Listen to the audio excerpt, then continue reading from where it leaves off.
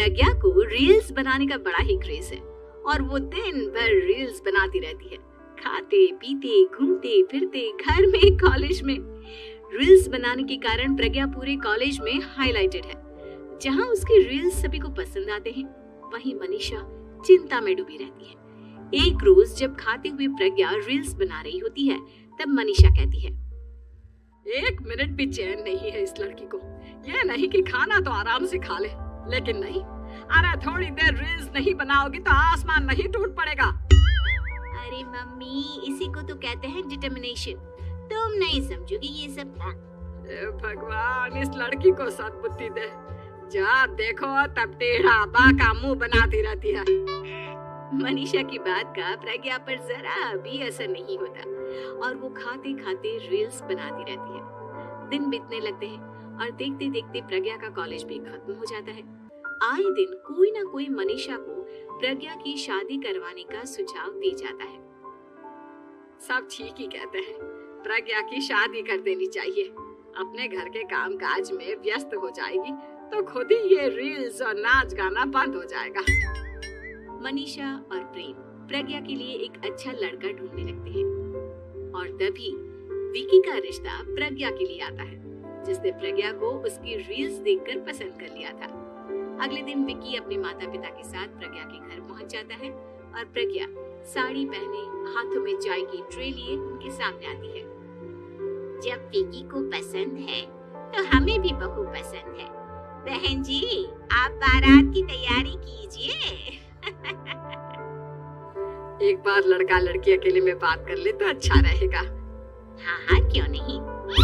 मनीषा विकी को प्रज्ञा के कमरे में भेजती है, जहां प्रज्ञा पहले से ही रील्स बना रही होती है। तभी विकी कहता है, आ गए आपके साजन जी। हमारे साथ ये रील्स कंप्लीट करती तो और भी अच्छा रहता। अच्छा जी, आप आ ही गए हैं तो बना ही लेती हूँ आपके साथ। दोनों मिलकर रील्स बनाते हैं। जब वी मीट और तुरंत पोस्ट भी कर देते हैं। फिर विकी कहता है, जब आप साड़ी में चाय लेकर आई तब मुझे लगा कि कहीं मैं गलत घर में तो नहीं आ गया। आप सही है।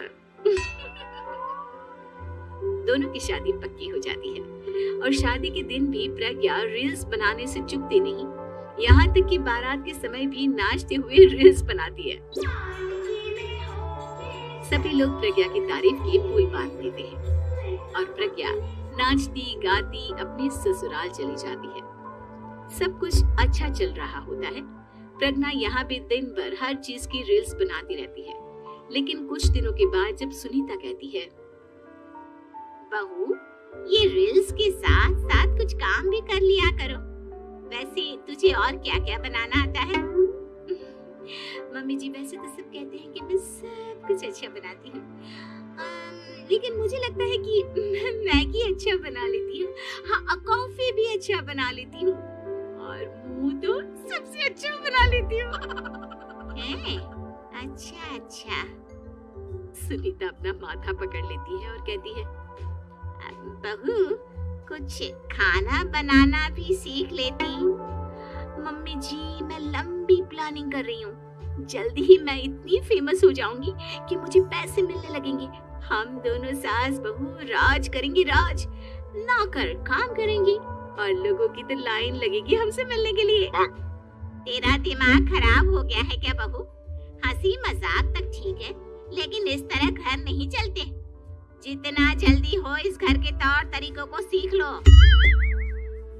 प्रज्ञा मुंह घुमाकर चली जाती है और तुरंत उसी वक्त एक रील बनाती है। ये देख सुनीता का गुस्सा 7वें आसमान पर चला जाता है और विकी के घर आते ही सुनीता उसे सब कुछ बताती है। विकी भी अब प्रज्ञा की इन हरकतों से परेशान हो जाता है। तुम टेंशन मत लो मम्मा, मैं देख लूंगा। विकी कमरे में जाता है तो देखता है कि प्रज्ञा रील्स बना रही है। विकी बड़े ही प्यार से प्रज्ञा से कहता है, प्रज्ञा, इन सब के लिए मैं तुम्हें मना नहीं कर रहा हूँ, लेकिन फिर भी हर वक्त तो ये अच्छा नहीं लगता ना। समझने की कोशिश करो, मुझे भी तुम्हारा थोड़ा वक्त चाहिए। मैं जब ऑफिस से आता हूँ तुम मुझे समय देने की जगह इसी में लगे रहते हो। तुम ज्यादा ही सोच रहे हो। तुम भी मेरे साथ रील्स बनाओ ना, तुम्हें भी बहुत अच्छा लगेगा। तुम्हें इज्जत से कोई बात समझ में नहीं आती क्या? दिमाग खराब हो गया है तुम्हारा इस चकाचौंध से। अगर तुमने अपना रवैया नहीं बदला तो मैं तुमसे दूर चला जाऊंगा। तुम ही रिश्ता लेकर आए थे, मुझे लड़कों की कमी नहीं थी और ना आज है। विकी दरवाजा पटक कर चला जाता है। धीरे धीरे विकी प्रज्ञा से दूर होता जाता है। एक रोज मनीषा प्रज्ञा के ससुराल उससे मिलने जाती है।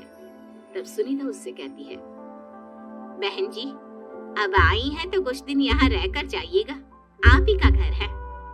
हाँ मम्मी, बहुत दिन हो गए तुम्हारे साथ एक भी रील नहीं बनाई मैंने। प्रज्ञा तुरंत अपने फोन में रील्स ऑन कर लेती है। ये सब मुझसे नहीं होगा। तेरा ये भूत अभी तक नहीं उतरा क्या? बहन जी, आप कुछ कहती नहीं क्या इसे? जब आप ही कुछ नहीं कर पाई तो मैं कर ही क्या सकती हूँ। सास तो वैसे ही बदनाम है। शाम को घर की लाइट चली जाती है और मनीषा प्रज्ञा से कहती है, मेरे घुटनों में बहुत दर्द हो रहा है, तू लाइट का कुछ इंतजाम करना बेटा। अच्छा, कैंडल जला देती हूँ मम्मा।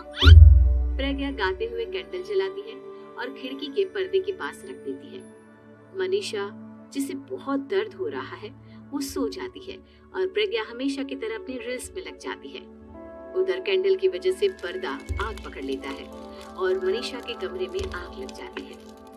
बचाओ, कोई है, बचाओ! सभी भागते हैं और विकी कमरे की आग बुझाने में लग जाता है, लेकिन तब तक मनीषा आधी जल चुकी थी। मनीषा की हालत देख प्रज्ञा रोने लगती है। विकी मनीषा को तुरंत हॉस्पिटल ले जाता है और उसे एडमिट कराता है।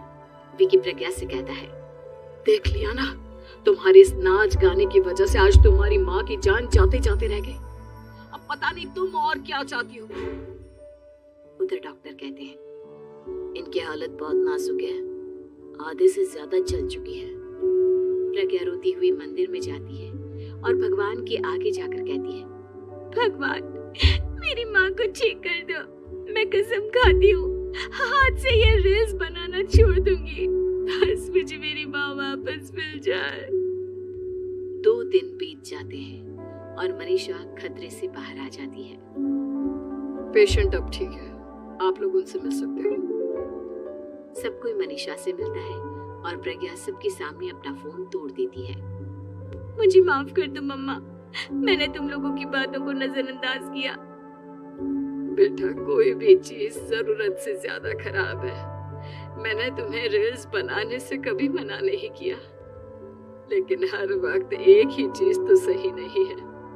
मैं समझ गई हूँ मम्मा, आई एम सॉरी। प्रज्ञा उस दिन से रील्स बनाना छोड़ देती है और पूरी तरह से अपने घर में लग जाती है।